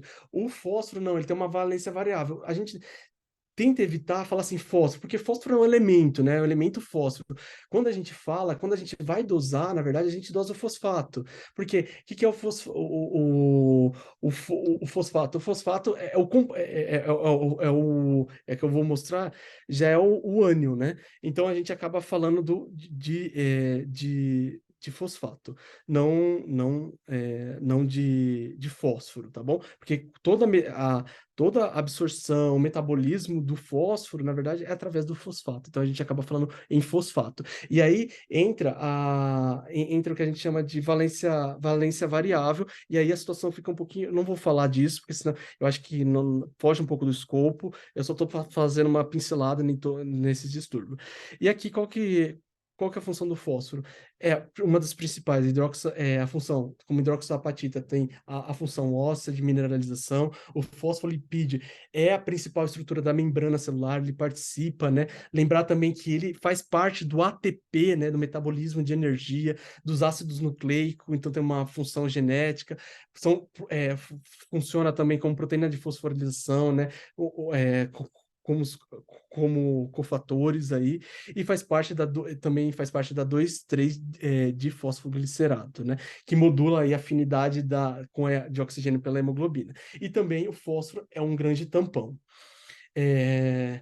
Aqui vocês é a fisiologia do fósforo, levando sempre em conta ao hiperparatiroidismo secundário, né? Então, eu acho que vocês já tiveram aula com a Vanessa e com a doutora Luísio, né? Eu acho que eles acabaram falando, vou passar bem rapidão, qualquer coisa a gente volta.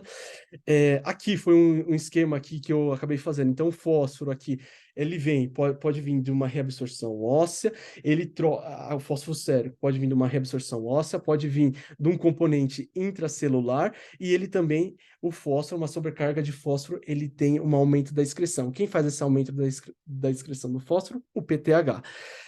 A vitamina D aumenta a absorção de fósforo via intestinal, lembrando que a FGF-23, a FGF-23, um hormônio fosfatúrico, né? Ele diminui, né, a produção do calcitriol, né? Ele acaba diminuindo a produção do calcitriol, ele aumenta a excreção também de vitamina, aumenta a excreção de fósforo, certo? Então, a fisiologia do fósforo, o fósforo, a maior parte tá dentro do esqueleto, né, 85%. No líquido, no intracelular, a gente vê 14% do fosfato, né, do fósforo, e só menos que 1% a gente vê no líquido extracelular, então muito pouco. E ele é 1% do peso corporal. Aqui, falando um pouquinho da fisiologia do fósforo, então a gente tem um consumo aí diário de quase 2.000, na dieta ocidental, de 1.000 a 2.000 miligramas por dia. cerca de 25% perde pelas fezes, o restante é absorvido e faz aqui o osso, a gente tem um turnover contínuo ósseo, né, na qual você tem reabsorção, formação, e aqui você tem a excreção urinária de cerca de 600 a 1.500 miligramas de fósforo. Aqui, o fósforo, na absorção do fósforo, ele vai, através de um gradiente, usando ATP, pode ser é, é, através transcelular, né, na qual você depende de sódio, você tem um transporte ativo, mas a maioria do fósforo que é absorvida é por via paracelular. E aqui chama a atenção das taigejantes, das claudinas e da ocludinas. Então, são proteínas de adesão ali. E quem regula isso é a ingestão de fosfato. Quanto mais fosfato vai ter, maior é a absorção. Quanto menos fosfato, menor a absorção. No entanto, a gente tem um hormônio aí bem presente, que é 1,25 hidroxivitamina D, o calcitriol, que é responsável por essa regulação.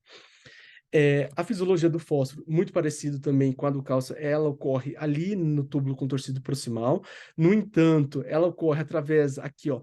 Isso que o que eu chamo aqui de valência, o que seria de valência composta, né? Porque ele pode estar em fosfato, aqui -2 ou até 1, né? E aí a gente tem três principais cotransportadores, né?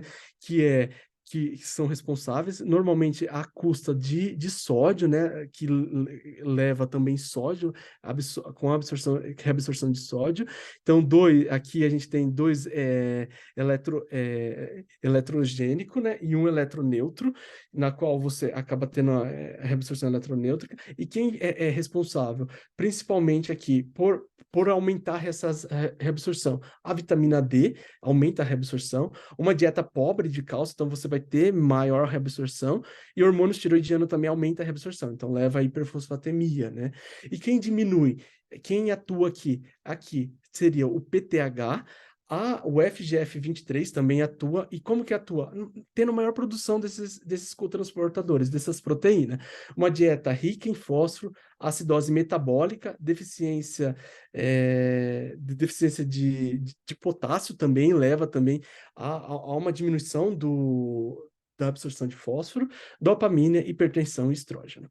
E aqui, o FGF23, só recapitulando, ele faz uma down regulation da 1 alfa-hidroxilase, na verdade, então você tem menor produção de 1,25. Ele diminui a produção desses cotransportadores sódio, fósforo, os três principais, né? Cotransportadores, então ele diminui, então ele faz o quê? A fosfatúria. Tudo isso, tudo isso leva à hipofosfatemia, certo? Aqui, então, eu coloquei o PTH, o FGF23 atuando nas três principais cotransportadores, e a acidose também bloqueia essa reabsorção através que ela não deixa, na verdade, tem maior cotransportadores, mas não tem atividade. Por isso que leva também a uma hipofosfatemia. Passando rapidamente, então, agora sobre a hipofosfatemia. A hipofosfatemia também a gente consegue classificar leve, moderada, grave, e o fosfato é o valor sérico normalmente de 0,8 a 1,45, ou seja, de 2,5 a 4,5.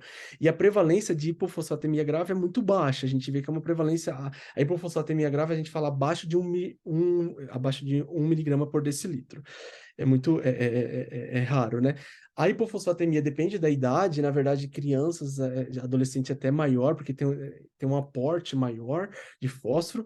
E o que a hipofosfatemia leva? Ela leva muito, a gente vê muito em ambiente de terapia intensiva, né? A insuficiência respiratória, o desmame ventilatório prolongado, uma fraqueza muscular, pode levar a insuficiência cardíaca aguda, até mesmo arritmia, a polineuropatia, né? Convulsão, encefalopatia, leva também a rabdomiólise, é uma casa de rabdomiólise, a hipofosfatemia, que leva depois, posteriormente, a hiperfosfatemia, né?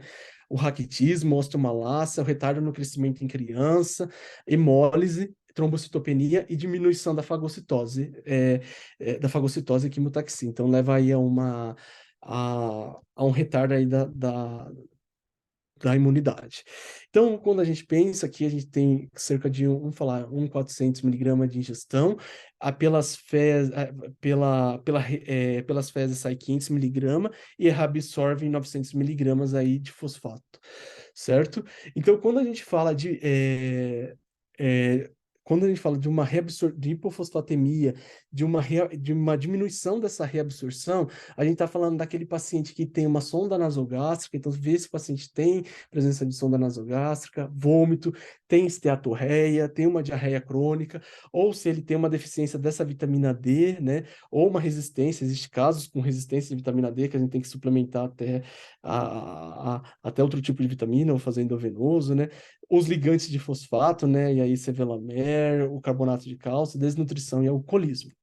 Já o que altera o shift, que lembra que o que acaba alterando o shift intracelular, então o fosfato ele pode ser não absorvido, levando a hipofosfatemia, que a gente viu as causas, ou ele ter, na verdade, um shift muito mais intracelular, porque o que eu vejo no extracelular é menos que 1%, né? É cerca de 0,3 a 1%. Então, assim, será que ele não alterou, não fez ele não alterou, o fosfato não está no intracelular? Em que situações? Em situações de alcalose respiratória aguda. E aí, é bem importante lembrar, talvez aquele paciente que está na UTI, que está hiperventilando, às vezes essa hipofosfatemia que ele está fazendo não é nem aí não é nem tanto não seria essa hipofosfatemia na verdade uma consequência dessa alcalose respiratória. Será que é um paciente ainda que está ali, que está com uma que está hiperventilando, que está tendo um distúrbio ventilatório, está causando uma alcalose respiratória? Por quê? Na verdade, ele tem uma glicólise aumentada, então você tem um influxo maior de fósforo para o intracelular. Bem parecido com a síndrome de realimentação, na cetoacidose diabética e na terapia também com glicoinsulina, né? As catecolaminas, as leucemia aguda, na qual você tem proliferação celular, então você precisa de fosfato, você precisa de fósforo para síntese de RNA, para ATP, e a síndrome de fome óssea, na verdade, que você faz apenas um shift do extra para o intracelular, certo? E aqui, quanto à perda renal. Quando a perda renal, a gente tem que lembrar das acidose metabólica. Lembra que a acidose metabólica inibe os três principais transportadores de fósforo, os diuréticos, e aí lembrar dos diuréticos, lembrar das acetazolamida, do inibidores de SGLT2, expansão volêmica, porque pode aumentar levar a poliúria, as drogas, né, as drogas corticoide, aminoglicosídeo, antirretrovirais e anticancerígeno, as tubulopatia, algumas doenças hereditárias, o hiperpara primário e secundário, né, e e agora novamente aqui o PTHRP, né. Das causas múltiplas, a gente lembrar sempre de sepsis e de pós-operatório, principalmente aqui do pós-operatório de cirurgia hepatectomia. Então, lembrar, o paciente fez uma grande cirurgia cardíaca, uma cirurgia vascular, de aorta, lembrar sempre de dosar o fósforo, porque normalmente tem, em virtude da circulação, o mecanismo é muito controverso, mas em virtude da circulação extracorpórea leva a hipofosfatemia, e a hepatectomia porque você tem após a hepatectomia, tem você aumenta o aporte, os hepatócitos, né? O hepatócito começa a ficar metabolicamente ativo, você aumenta o shift intracelular e também tem uma diurese aí aumentada no pós-hepatectomia, em hepatectomia, em transplante de fígado, né? Que tem uma diurese aumentada no pós-transplante, então pode levar a hipofosfatemia. Além disso, só lembrando as diálises diárias que a gente faz, né? Então, lembrar sempre de dosar um fósforo, né? Porque isso pode ter um clearance aumentado, né? A gente fazer um clearance difusivo, até convectivo, dependendo da modalidade. Então, sempre é uma questão. A hipotermia também falei, e os outros eu acabei falando, né? Então, hipofosfatemia precoce e fazer sempre o monitoramento de cirurgias hepáticas, cardíaca, a cetoacidose diabética e a síndrome de realimentação. E aqui eu coloquei uma tabela, não vou falar todas, né?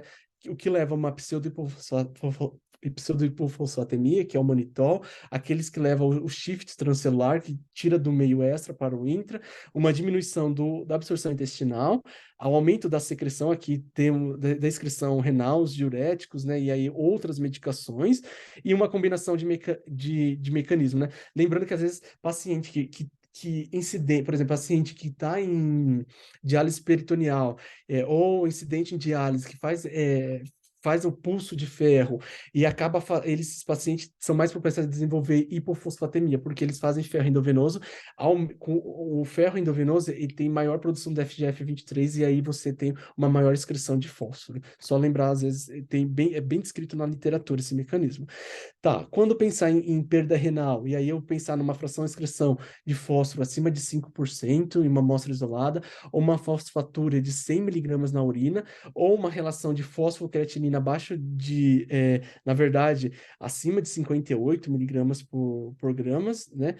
Esse daqui daqui são a reabsorção, né? A reabsorção máxima de fósforo. Então, aqui, vamos lá, dosagem de fósforo a gente vai fazer, se eu ver que o paciente tem uma excreção de fósforo, uma proteína, uma fosfatúria em 24 horas diminuída, eu vou pensar mais em shift transcelular ou uma diminuição da absorção do trato gastrointestinal. Se tem aumentada, eu lembrar, então, provavelmente o problema é na excreção mesmo de fósforo. E aí, checar o cálcio sérico. Se o cálcio sérico for baixo, e aí eu vou pensar num hiperparasecundário, né? Calcitriol e calcidiol. Se o cálcio for normal, e aí normal ou alto, eu vou ter que ver numa urina 1. Pera, tem perda de aminoácido, tem glicose, porque se tiver presença, pensar mais no fenótipo de túbulo proximal, né? Mais túbulo proximal. Se for ausente, lembrar de algumas doenças genéticas. Aqui, o tratamento da hipofosfatemia, lembrar que o tratamento, eu vou de acordo com o sintoma da gravidade, a gravidade abaixo de para quem eu vou tratar. Primeiro, então o paciente tem insuficiência renal. Se o paciente tiver uma insuficiência renal moderada, né, ou grave, eu vou sempre usar metade da dose do fósforo, né? Agora, se ele tem o cálcio tá normal, porque se ele tiver uma hipercalcemia, lembrar que isso pode aumentar o produto cálcio-fósforo e levar a calcifilaxia. Ou se ele tiver uma hipocalcemia, eu posso piorar ainda mais essa hipocalcemia, né? Em quem eu vou tratar, né? Eu vou tratar quem tiver abaixo de 1, fosfato abaixo de 1, quem tiver sintoma, quem não conseguiu repor via oral, né? Cirurgia gastrointestinal, absorção baixa, já tem outra doença, ou tem uma absorção grave, né? E aí eu vou tratar abaixo sempre de 1, né? E aí como que eu posso tratar? Eu posso tratar com deixa eu já passar aqui, ó. Eu posso tratar tanto com fosfato ácido, fosfato de potássio ou glícero fosfato de sódio. E aí, qual que é a dose? A dose, abaixo de 1, eu vou fazer 0,6 milimol por quilo, numa duração de 6 horas.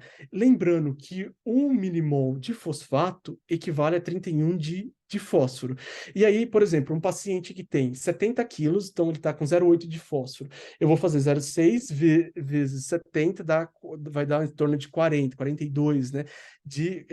42 milimol de fosfato. E aí eu vejo qual solução que eu tenho no meu serviço. Normalmente, em solução, quando eu tenho o potássio acima de 4, eu dou preferência para glícerofosfato, porque o fosfato de potássio, ele vem 2 mEq por ml, ou seja, em uma ampolinha, ele vem 20 mEq de potássio. Sempre eu vou diluir, dar preferência em soro fisiológico, não usar soro glicosado, tem algumas literaturas até que fala que pode, mas soro ringalactato não.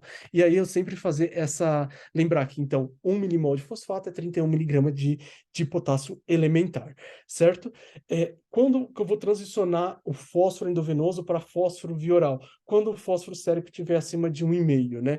Lembrar só das possíveis complicações, né, da infusão endovenosa, lembrar de tromboflebite, de hipocalcemia, do produto cálcio-fósforo, da injúria renal aguda, da nefrocalcinose e da hipercalemia, hipernatremia, sobrecarga de volume, certo? Aqui eu coloquei uma formulação via oral que a gente faz depois que atinge 1,5, né? Então a gente pode pedir para manipular. Essa manipulação de 100 ml, por exemplo, tem 15 miligramas por ml de fósforo.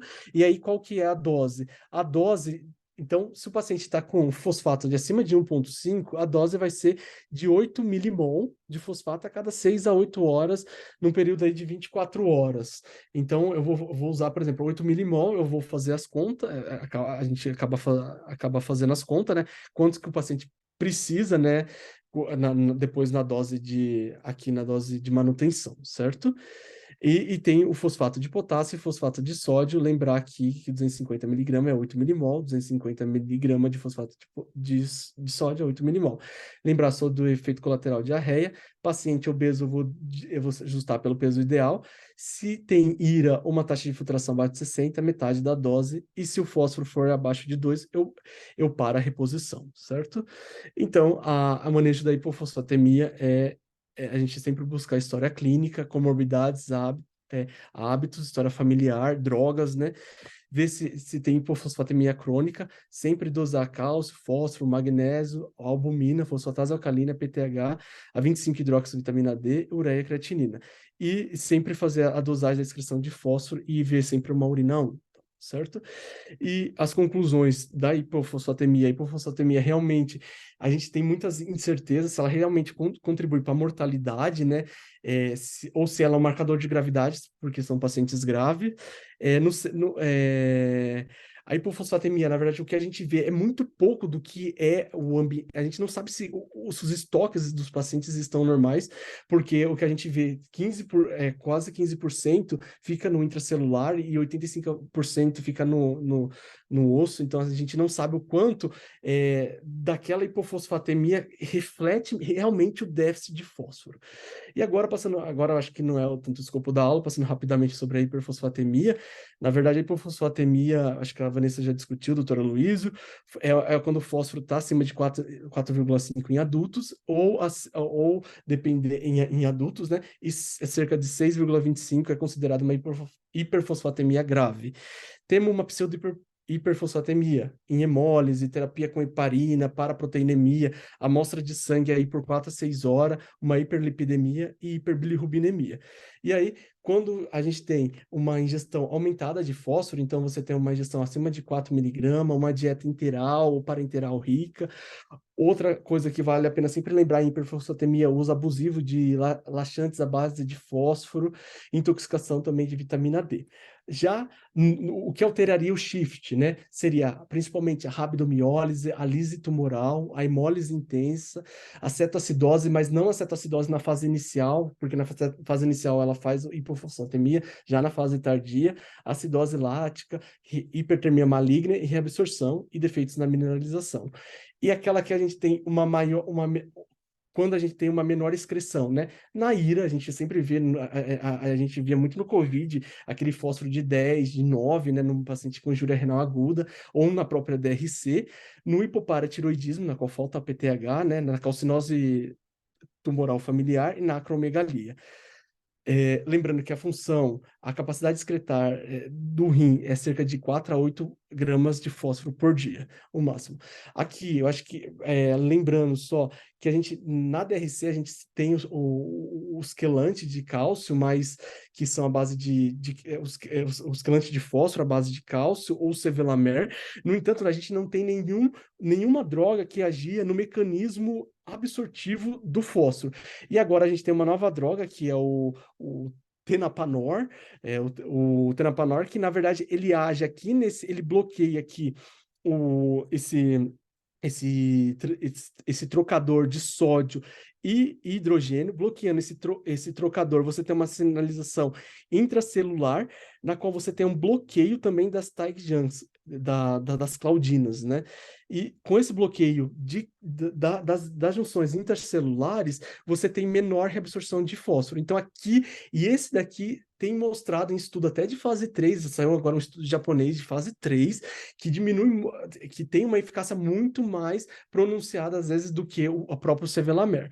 Então, aqui, só para terminar, eu coloquei uma que leva a hiperfosfatemia, mas é uma hiperfosfatemia bem aguda, aguda, transitória, que é a nefropatia aguda de fosfato. Eu lembro sempre dessa entidade, eu sempre lembro do Dr. Balda, que ele sempre, logo na primeira semana de R3, ele sempre falava assim, qual que é o mecanismo? Existe, o laxante pode levar pode levar alguma alteração renal? E aquilo lá, eu falei assim, nossa, não fazia ideia, né? E exatamente pode, porque tem uma nefropatia aguda de fosfato, você tem uma absorção rápida de fósforo, né? Você tem uma absorção rápida de fósforo, e com esse fósforo você pode depositar nos túbulos, aqui a gente vê, nos túbulos levar a uma nefropatia por fosfato de cálcio. E aí, quais são os fatores predisponentes? DRC, hipovolemia, idade avançada, IECA, BRA ou uso de diuréticos também leva a isso. E aí o paciente começa a levar tanto a ter uma hipocalcemia, porque você começa a ligar o fósforo no potássio, levando também a arritmia e tetania. Então, na hiperfosfatemia aguda, a gente sempre tem que lembrar, pode ser maior entrada de fósforo, pode ter redistribuição, e aí lembrar também da cetoacidose, ou uma lesão celular. Eu só vou tratar a hiperfosfatemia aguda quando tiver uma hipocalcemia sintomática. Caso ao contrário, não tem como tratar essa hiperfosfatemia aguda, certo? E a hiperfosfatemia na DRC tem que lembrar do esquelante. Atualmente a gente usa muito o Sevelamer, mas que é a primeira linha, né, por conta do cálcio, que é mais limitado a 3, 4 comprimidos, mas lembrar do controle da ingestão, da adequação da diálise, lembrar do acesso, lembrar do KTV, do fluxo, e tratar sempre o hiperpara secundário, certo? E a hiperfosfatemia está associada aqui ó, à calcificação vascular, de artéria, tá? Doença cardiovascular, com hipertrofia de ventrículo direito, ao hiperparatiroidismo secundário, e pode ser um marcador independente da progressão da DRC. Então, sempre é bom a gente tratar a hiperfosfatemia até na DRC. Pessoal, desculpa, eu acho que eu passei bastante do horário, mas é que é bem difícil falar dos 4 aí sem falar. Foi maravilhoso, Gui. Muito bom. Muito obrigada mesmo. Alguma pergunta? Deixa eu só pegar aqui. Quem sobreviveu aí, eu acho que dava para talvez dividido. É que quando você vai falando opa, peraí. A gente vai vendo e aí o fósforo e o cálcio são um distúrbio bem assim intrigantes, né? Que a gente às vezes não vê no dia a dia, mas quando vê, assim, é bem, assim, estimula a gente bastante, né? Com Alguma, certeza, você. alguma pergunta? Eu sei que foi muita coisa aí. Obrigado aí por ter ficado até o final. Acho que até passei bastante do horário. Mas foi isso. Muito, muito obrigada. Certo? Obrigado a todos.